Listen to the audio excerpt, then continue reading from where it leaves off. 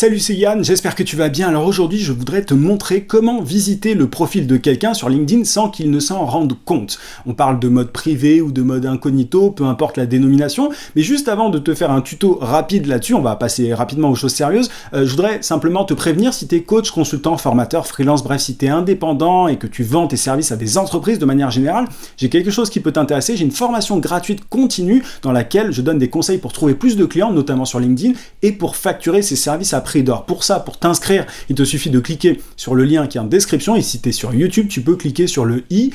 À partir du moment où tu t'inscris, tu recevras tous les matins à 9h un email, donc il faut être particulièrement motivé, mais ce sont des conseils que je donne nulle part ailleurs, donc ce serait dommage de passer à côté vu les pépites que je te sors assez régulièrement. Alors maintenant, parenthèse refermée, on va parler de ce fameux mode privé. Là, je suis sur mon profil LinkedIn personnel. Tu le sais sans doute, quand tu vas visiter le profil de quelqu'un, la personne en face, elle voit que tu es passé par là. Et ça se passe ici. Tu as un tableau de bord. La personne, elle clique simplement sur qui a consulté votre profil. Alors moi, actuellement, je suis pas très actif sur LinkedIn, donc c'est un peu, il y aura pas grand monde, je pense. Mais tu vois, je peux voir que telle personne a visité mon profil LinkedIn il y a 32 minutes. Telle personne, il y a 38 minutes. Là, il y a 1 heure. Là, il y a 1 heure. Bref, il y a quand même pas mal de monde qui visite.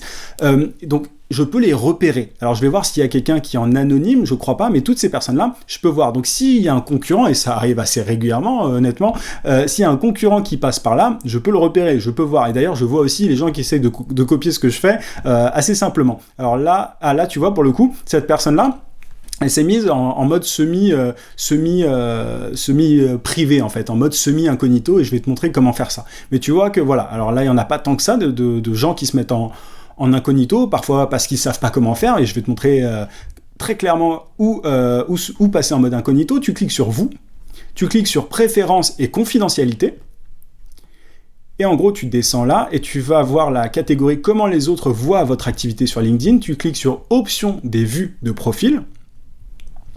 Et là, tu as 3 possibilités. Alors moi, mon nom et mon titre de profil, ils apparaissent clairement. Ensuite, la caractéristique du profil privé, tu peux être en mode privé total, utilisateur LinkedIn anonyme, ou alors faire en sorte qu'on voit à peu près qui tu es. Enfin voilà, qu'on puisse, pas deviner qui t'es, parce que c'est pas avec un texte du style publicitaire chez consultant que les personnes vont pouvoir savoir qui t'es. Enfin là, pour le coup, même si je me mets avec ce mode-là, personne va deviner que c'est Yann Le Naine qui est derrière ce profil. Mais voilà, en tout cas, tu peux, t'as 3 niveaux, et ce que je te recommande de faire, c'est plutôt d'utiliser l'utilisateur LinkedIn anonyme, et du coup derrière j'apparaîtrai, alors j'ai pas d'exemple là, il y a personne qui s'est mis en anonyme, mais personne ne pourra voir que j'ai visité le profil de quelqu'un. Si je me mets en anonyme comme ça là, si je fais ça par exemple, voilà, donc c'est enregistré, t'attends que c'est enregistré. Si je vais visiter le profil de n'importe qui, là pour le coup, la personne ne va pas voir que j'ai visité son profil.